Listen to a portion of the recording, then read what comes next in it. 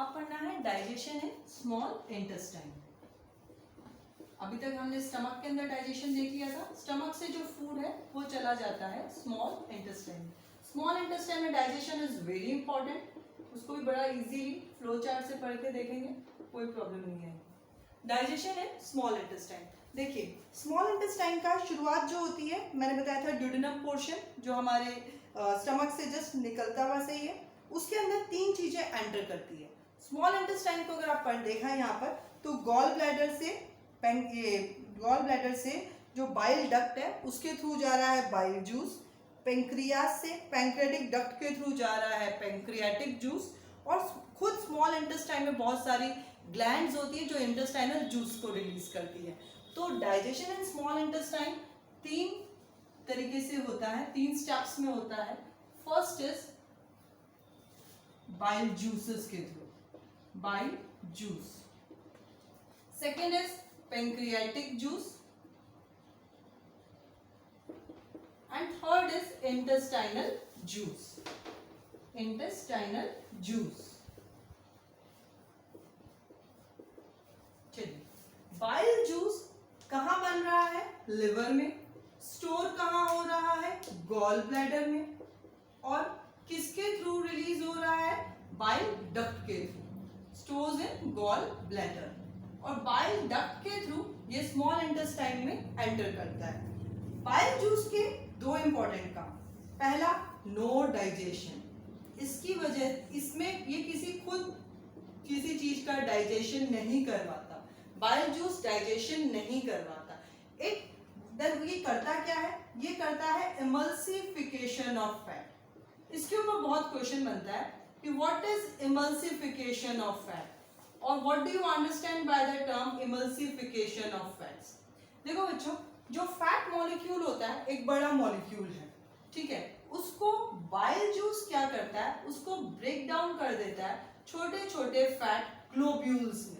अब क्यों break down करता है, क्या जरूरत आ गई ब्रेक डाउन करने की, इसको समझिए। अगर मैं आपको कहूं कि I have given you a piece of chapati, और मैं कहूं कि इसको चर्न करना है, आपको इसको मिक्सी में चर्न करना है, तो how would you churn it? क्या इसको सीधा उठा के ग्राइंडर में डाल दोगे, या इसके छोटे छोटे टुकड़े करके ग्राइंडर में डालोगे? ऑब्वियस सी बात है, छोटे छोटे टुकड़े करके। जब हम इसके छोटे टुकड़े कर देते हैं तो ग्राइंड करना इजी हो जाता है, यस और नो?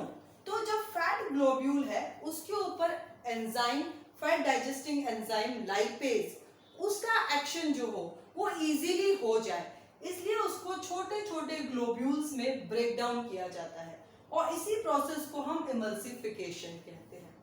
तो देखा, इमल्सिफिकेशन ऑफ फैट्स जो है, बाइल जूस कितना इंपॉर्टेंट काम कर रहा है इमल्सिफिकेशन ऑफ फैट्स। अगर फैट्स का इमल्सिफिकेशन नहीं होगा तो लाइपेज एंजाइम भी अच्छे से काम नहीं कर पाएगी। इमल्सिफिकेशन ऑफ फैट्स की वजह से जो सरफेस एरिया होता है वो बढ़ जाता है, और सरफेस एरिया अगर बढ़ गया तो एंजाइम बहुत अच्छे से काम कर सकती है। दूसरा जो बाइल हेल्प करता है वो है provides the acidic medium, alkaline medium. It provides alkaline medium. अभी तक स्टमक में फूड था, और स्टमक में जो फूड था वो एसिडिक मीडियम में था, क्योंकि स्टमक के अंदर HCl प्रेजेंट था। लेकिन बाइल जूस क्या करता है? मीडियम को अल्कलाइन बना देता है। अब इसके अंदर में ये बाइल जूस के दो इंपॉर्टेंट काम हो गए। एक हो गया मीडियम को अल्कलाइन बनाना, और दूसरा हो गया इमल्सिफिकेशन ऑफ फैट्स। उसके बाद में पैंक्रियाटिक जूस। पैंक्रियास जो जूस रिलीज करता है उसको पैंक्रियाटिक जूस बोलते हैं। पैंक्रियाटिक जूस में बहुत सारे एंजाइम्स होते हैं। सबसे इंपॉर्टेंट एंजाइम जो है वो है ट्रिप्सिन। ट्रिप्सिन एक बहुत इंपॉर्टेंट एंजाइम है पैंक्रियास का, ठीक है। ट्रिप्सिन जो है वो केवल अल्कलाइन मीडियम में ही काम कर सकता है, और ट्रिप्सिन पेप्टोन्स और प्रोटीएजेस को ब्रेक डाउन कर देता है अमाइनो एसिड्स में, अमाइनो एसिड्स के अंदर ट्रिप्सिन एंजाइम, ठीक है। तो पैंक्रियाटिक जूस में सबसे इंपॉर्टेंट है ट्रिप्सिन एंजाइम, जो पेप्टोन और प्रोटीएजेस है उनको कन्वर्ट करता है अमाइनो एसिड में। अब यहाँ पर एक चीज, कई बार क्वेश्चन आया हुआ है पूछ लेते हैं कि right difference between trypsin and pepsin. Trypsin और पेप्सिन के बीच में डिफरेंस बता। दोनों प्रोटीन डाइजेस्टिंग एंजाइम्स हैं। पेप्सिन सीक्रेट होती है कहाँ? स्टमक में। ट्रिप्सिन कहाँ सीक्रेट होती है? स्मॉल इंटेस्टाइन में। पेप्सिन किस पे काम करती है? प्रोटीन को पेप्टोन्स एंड प्रोटीएजेस में तोड़ना। ट्रिप्सिन क्या करती है? पेप्टोन और प्रोटीएजेस को अमाइनो एसिड में तोड़ देती है। पेप्सिन एक्ट करती है एसिडिक मीडियम पर, ट्रिप्सिन एक्ट करती है अल्कलाइन मीडियम पर। तो इनके बीच में ये तीन बेसिक डिफरेंसेस है जो अक्सर पूछ लिए जाते हैं।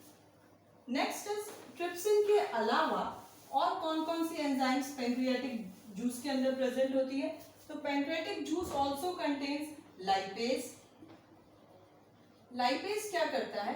फैट्स को कन्वर्ट कर देता है फैटी एसिड एंड ग्लिसरॉल में।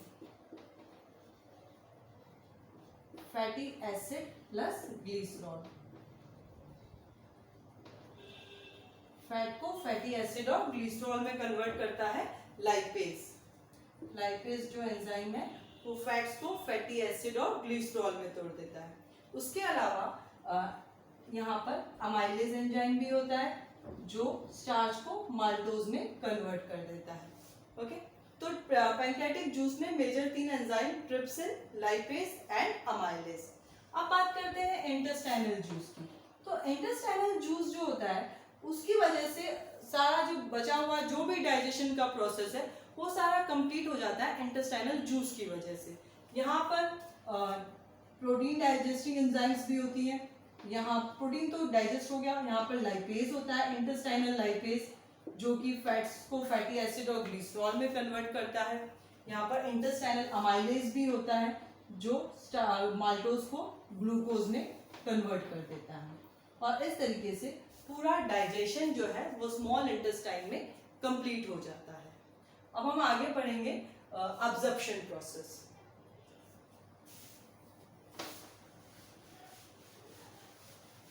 अब्जॉर्प्शन जो है वो भी स्मॉल इंटेस्टाइन में ही होता है। हमने डाइजेशन पार्ट पढ़ लिया है, अब अब्जॉर्प्शन पार्ट देखते हैं। स्मॉल इंटेस्टाइन जो होती है उसकी इनर लाइनिंग्स जो है उसमें बहुत सारे फिंगर लाइक प्रोजेक्शंस प्रेजेंट होते हैं जिन्हें हम कहते हैं villi. Third part is absorption of food.